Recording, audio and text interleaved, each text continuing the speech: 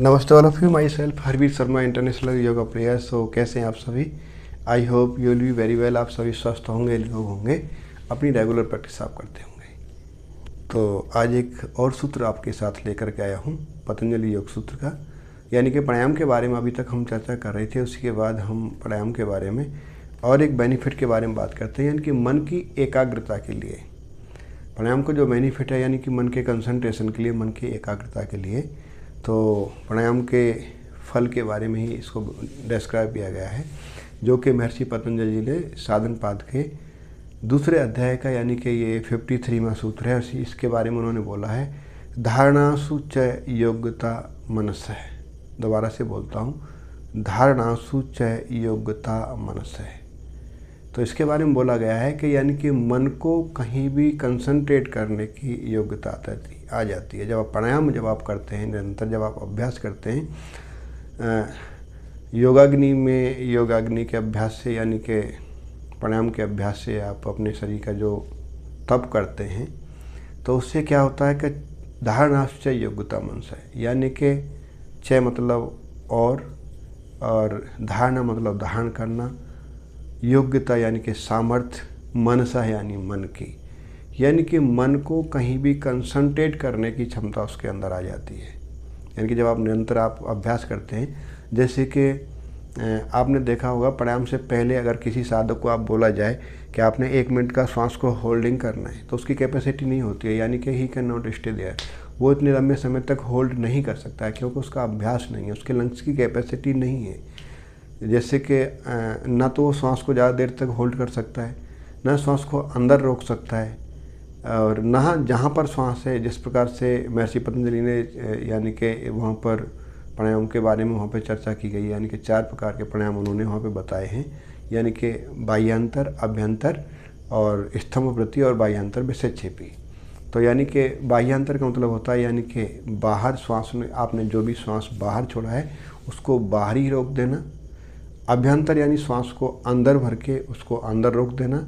स्तंभ वृत्ति यानी कि जहाँ पर आपका श्वास है उसको वहीं पर होल्ड कर देना। और बाह्यांतर विषेक्षेपी यानी कि अगर श्वास बाहर जा रहा है तो उसको अंदर खींचना, और श्वास अंदर आ रहा है तो उसको बाहर छोड़ना, यानी कि उसका विपरीत हमने टास्क करना होता है। तो वो एक एडवांस यानी कि अभ्यास है। तो जब तक आप प्रैक्टिस नहीं करेंगे तब तक आप उसका बेनिफिट कैसे ले पाएंगे।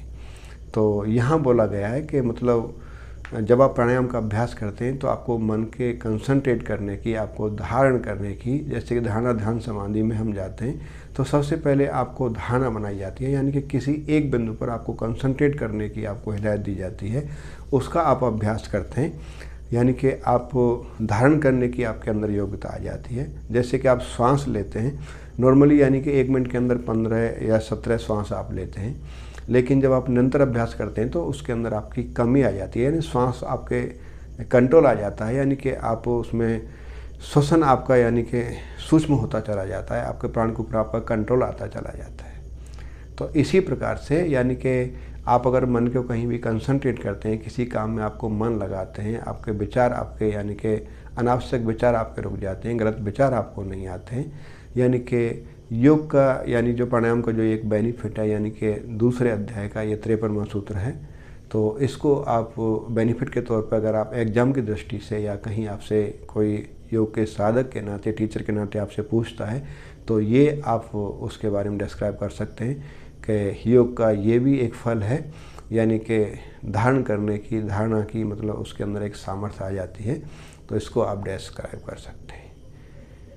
तो इस प्रकार से आप इसको समझ सकते हैं। दूसरा, इसी के साथ साथ यहाँ यानी कि कंसंट्रेट इसलिए होता है, यानी कि जब आप हमारा जो प्राण हम लेते हैं तो हमारे विचार चलते हैं। अगर हम प्राण कंट्रोल हमारा हो जाता है तो हठ प्रदीप का में इसको यानी कि स्वामी स्वात्माराव जी ने इसको डिस्क्राइब किया गया है, उसके बारे में भी जैसे कि मैं आपको यहाँ जस्ट एग्जाम्पल के साथ आपको समझाने की कोशिश करूँगा। यानी कि यहाँ इसके बारे में बोला गया है, हठ प्रदीप का यह दूसरे अध्याय का दूसरा सूत्र है, इसके बारे में बोला है, चले वातम चलम चित्तम निश्चले निश्चलम भवेत्। यानी कि जब प्राण चलता है तो मन चलता है, और जब प्राण रुक जाता है तो मन की स्थिरता हो जाती है, यानी कि मन और विचार आपके जो मन की स्थिरता उसके अंदर आपकी आ जाती है। यानी कि चले वातम, जब यानी बात चलता है यानी तो प्राण चलता है, और जब प्राण नहीं चलता है तो विचार भी नहीं चलते। तो जैसे कि अभी हम श्वसन हम ले रहे हैं, तो मैं आपसे बातें कर रहा हूँ लेकिन मेरा ध्यान कहीं दूसरी जगह जा सकता है। लेकिन वही अगर मैं आपको जस्ट एग्जांपल, आपने गहरा लंबा सांस लिया, इनहेल किया, और मैं आपको बोलता हूँ कि सांस को पूरा बाहर निकाल दीजिए, फिर बाहर निकाल दीजिए, मैक्सिमम बाहर सांस को बाहर निकालिए, बाहर सांस को निकालिए, सांस को निकालते जाइए, निकालते जाइए।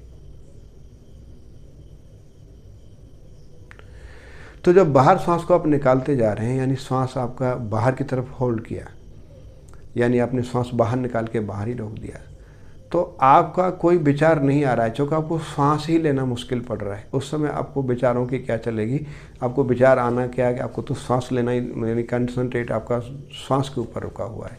तो उस समय आपके विचार, कोई दूसरे भी विचार आपको नहीं आएंगे, ना कोई अच्छा विचार आएगा ना कोई बुरा विचार आएगा।